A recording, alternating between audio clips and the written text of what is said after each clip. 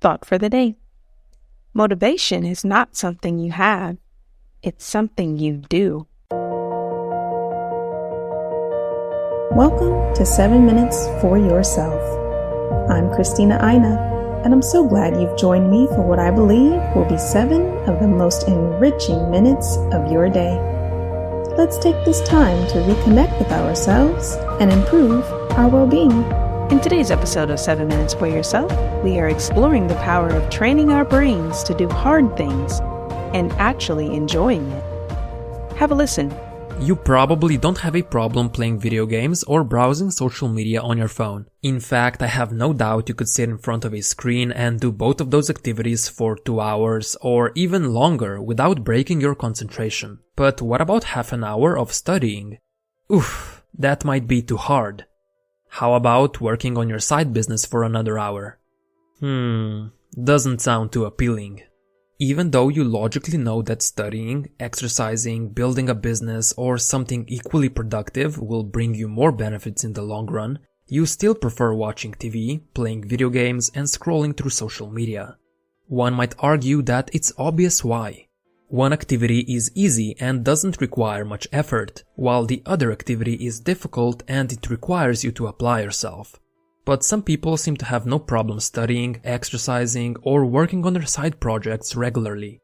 Which begs the question, why are some people more motivated to tackle difficult things? And is there a way to make doing difficult things easy? To answer this question, we need to look at this brain neurotransmitter: dopamine. Dopamine is often considered a pleasure molecule. But that's not quite what it does. Dopamine is what makes us desire things, and it's that desire that gives us the motivation to get up and do stuff. When it's cold outside, our body temperature falls. As a result, we start shivering to generate heat and warm the body. However, when it's hot outside, our body temperature rises, and we start sweating to lose some of that heat. Essentially, our body is looking to maintain temperature of around 37 degrees Celsius or 98 degrees Fahrenheit no matter what. But there is another way homeostasis manifests itself, and that is through tolerance. For example, someone who rarely drinks alcohol will get drunk really fast, but someone who drinks on a regular basis will have to drink more alcohol because their body has developed a tolerance to it. Essentially, it takes more and more alcohol to make them drunk because they've become less sensitive to its effects. And it's not much different with dopamine. Your body tries to maintain homeostasis, so it downregulates your dopamine receptors. Essentially, your brain gets used to having high levels of dopamine, and those levels become your new normal. Thus, you develop a dopamine tolerance. This can be a huge problem because the things that don't give you as much dopamine don't interest you any longer. And it's much more difficult to motivate yourself to do them. They feel boring and less fun because they don't release as much dopamine compared to the things that do release it in high amounts.